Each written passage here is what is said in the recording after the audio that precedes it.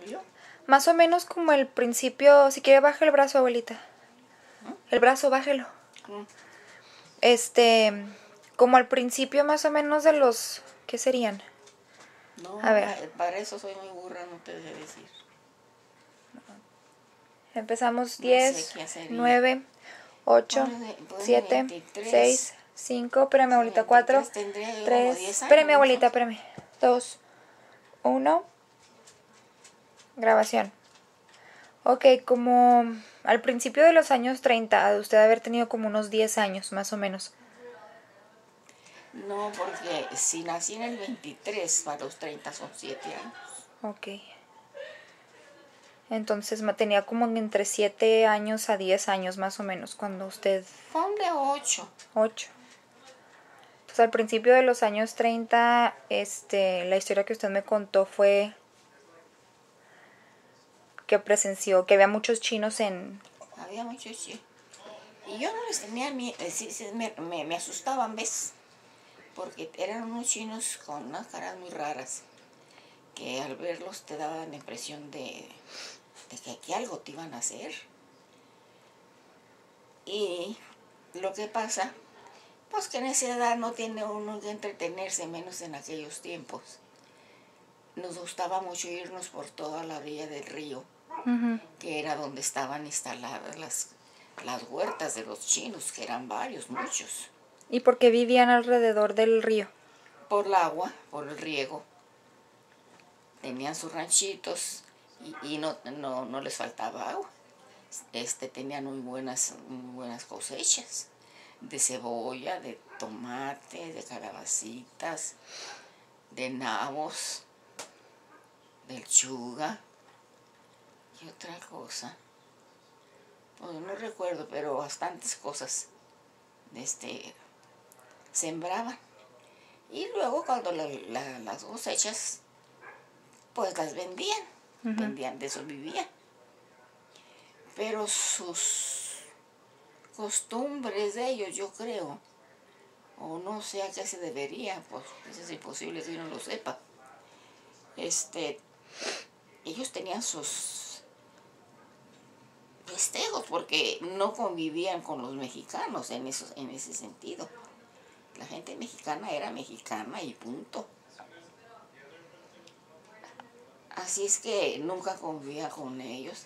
Y luego ya viejos como el Fu Manchu, ese que yo le tenía pánico.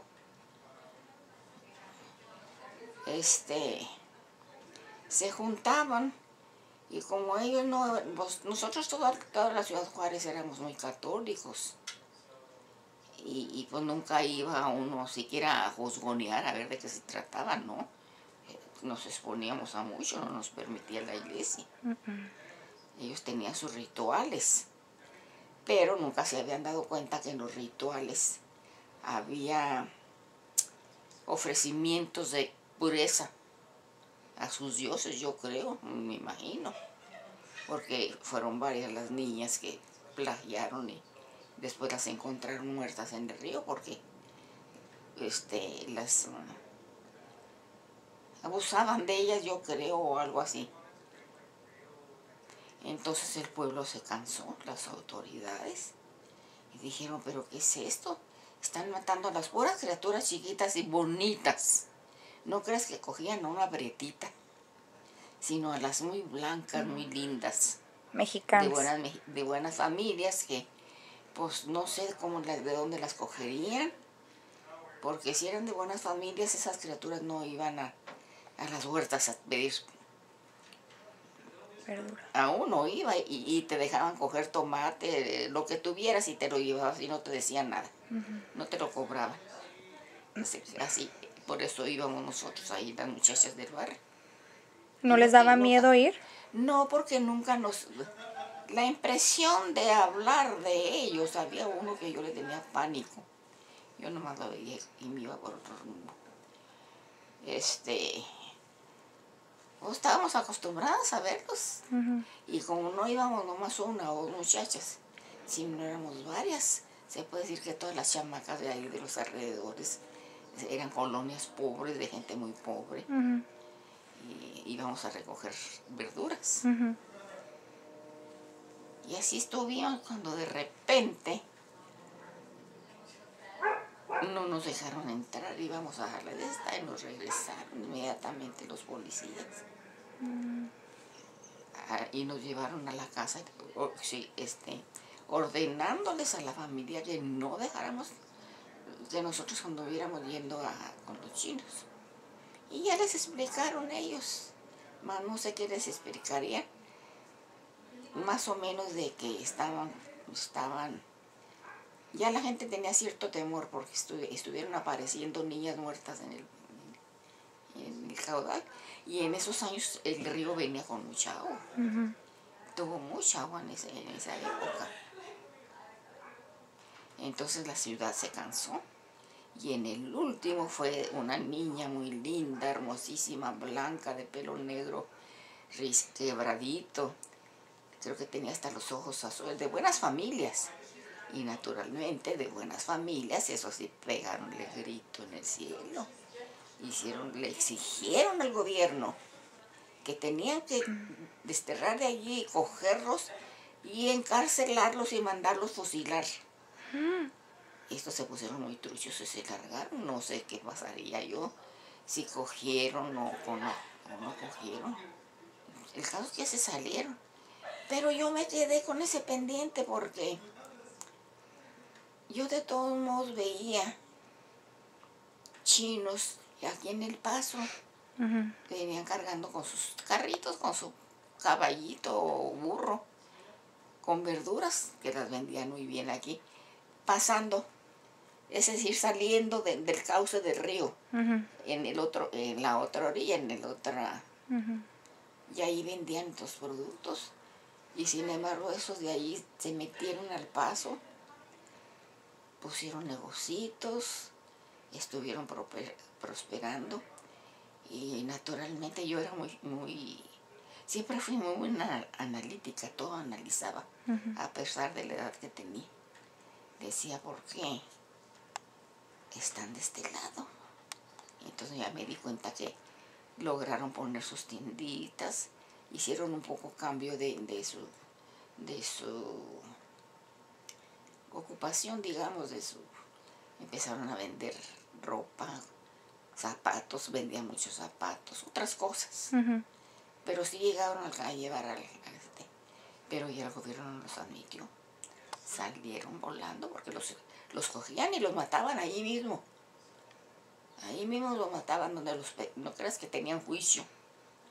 No les hacían ningún juicio como se hace normalmente, a una persona que a presas tienes tú que...